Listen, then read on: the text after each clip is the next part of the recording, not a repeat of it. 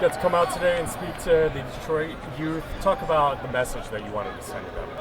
Well, I think the biggest message that you're trying to send to any of the kids, whether it's a PAL league or whether it's a suburban league that you're playing, the biggest thing really is for them to bring the enthusiasm that they bring on the athletic field to the classroom.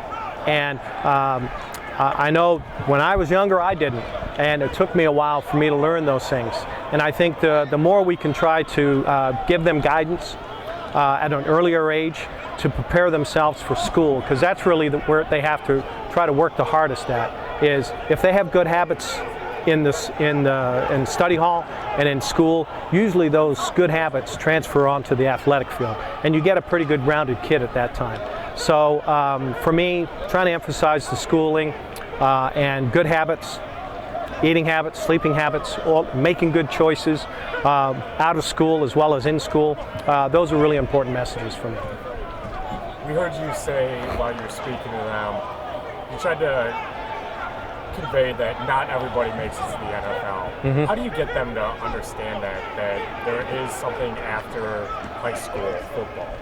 Well, you know, it's so easy to, you know, look at all of the universities that are out there, and to look at all of the high schools that go out there, and you go, well, there's always a school that you can go to and go play somewhere, whether it's major college or you're playing NAIA or whatever level of school, you can find something for yourself to go to. But while you're there, that's the most important thing to set yourself up on, is what you do while you're in school, is to get your degree or get some kind of a basis of some interest when you get out of school. Because if you're just going there because you think you're going to play professional sports at any of the sports, I just happen to know what the statistics or how tough it is to make it in the NFL, and I'm sure those stats kind of carry over to all of the major sports, that there are so many kids graduating each year, and to think of all of those kids,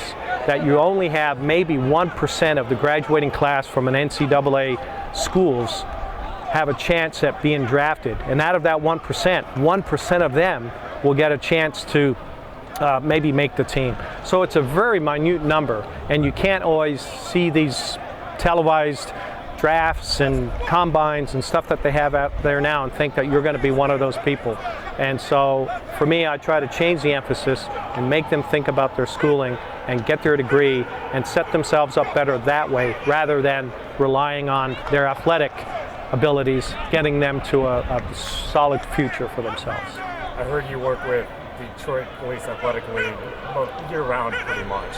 With the Detroit Lions Alumni Association. Oh, yes. That is correct. Talk about the relationship that you guys have formed with PAL. Well, it's been a relationship that we've had for a number of years. It had started really just with individual players kind of putting their time to helping out the Police Athletic League, just in the city, with having free camps. A lot of guys would have stuff out in Belle Isle, would have them all around Detroit.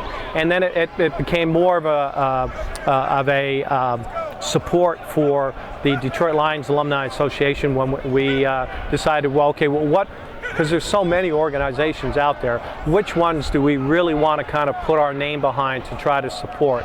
And without question, the whole board just said it's the Police Athletic League, because it's something that's been there. These kids need our support. We feel very passionate about trying to continue our support for the Police Athletic League that has been there for quite a number of years now. Finally, NCAA Football, the Mid-American Conference, putting on the youth football clinic at Ford Field. Mm-hmm. Talk about them just getting to be in this venue. Well, I know. Well, this is also the brand new field. So the old field that was here when they built Ford Field in 2002 is now gone. This is a new field. So they're actually getting to play on here before the actual team gets to play on here. So they've had a great honor to be here. It's one of the best venues in the NFL to watch a game.